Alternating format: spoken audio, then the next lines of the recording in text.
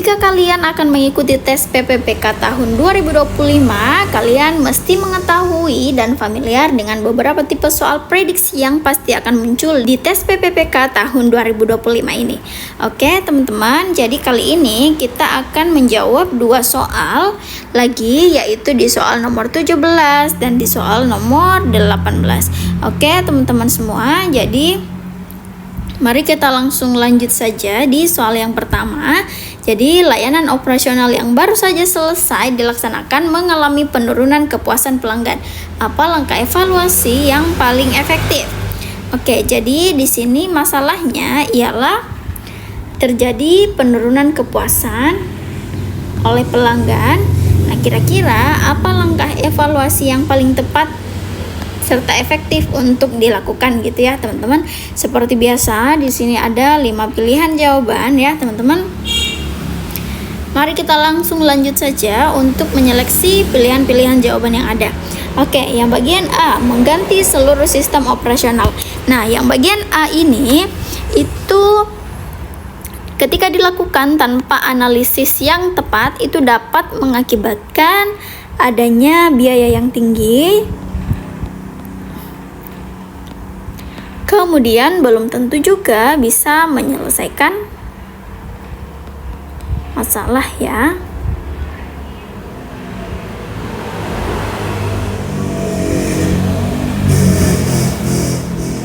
Oke, kemudian yang bagian B. Nah, jadi pilihan A ini kurang tepat ya teman-teman atas alasan ini. Kemudian yang bagian B, melakukan survei pelanggan untuk memahami penyebab masalah. Nah, jadi bagian B ini langkah untuk melakukan survei pelanggan untuk memahami penyebab masalah itu untuk mendapatkan data langsung dari pelanggan terkait mengenai apa penyebab dari ketidakpuasan yang mereka rasakan.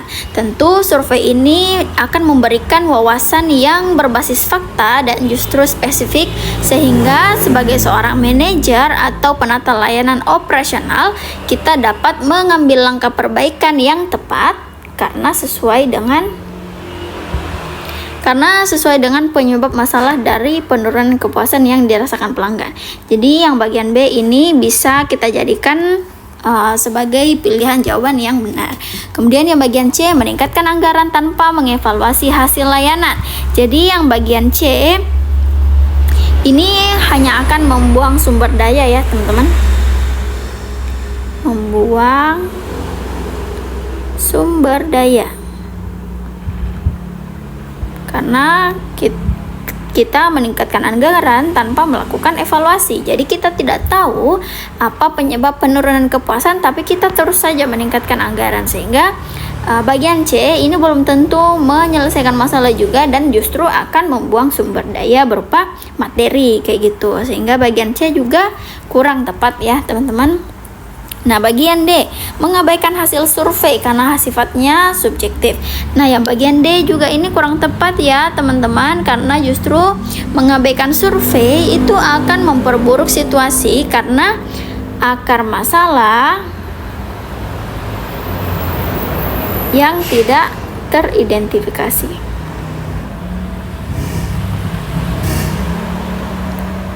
Kemudian yang bagian E, membuat asumsi penyebab masalah berdasarkan pendapat pribadi. Nah, jadi membuat asumsi berdasarkan pendapat pribadi itu sebenarnya tidak salah gitu ya teman-teman.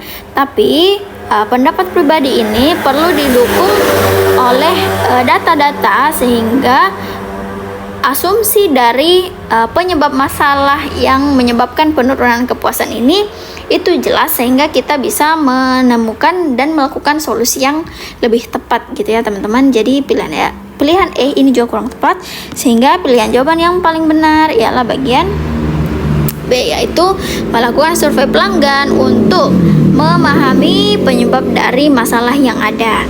Oke teman-teman, jadi ini itu merupakan ebook dari Mars Entertainment. So kalau teman-teman mau mendapatkan ebook yang isinya kisi-kisi, kemudian materi sesuai dengan kisi-kisi yang ada, yang disertai juga dengan latihan soal sesuai materi serta kunci jawaban dari soal tersebut, teman-teman bisa untuk mendapatkan e-book ini dengan harga mulai dari 30 ribuan saja.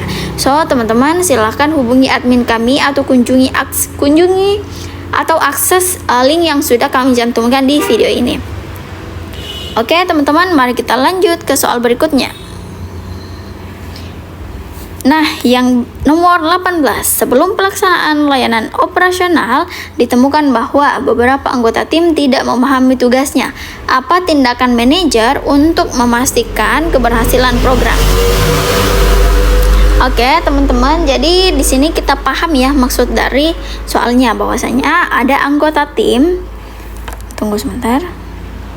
Ada anggota tim yang tidak memahami tugas.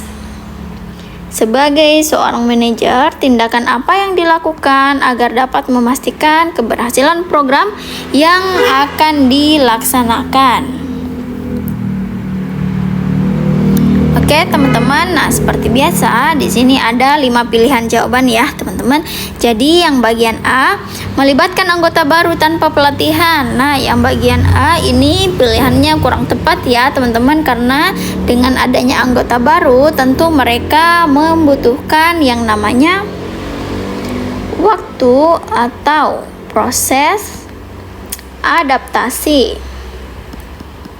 Kemudian yang bagian B, memberikan pengarahan ulang dan membagi tugas sesuai kemampuan. Jadi memberikan pengarahan ulang ini bertujuan untuk memastikan anggota tim itu dapat memahami peran dan tanggung jawabnya masing-masing. Kemudian membagi tugas sesuai kemampuan itu tentunya akan membuat tim dapat bekerja lebih efisien karena mereka bekerja sesuai dengan kemampuan mereka masing-masing.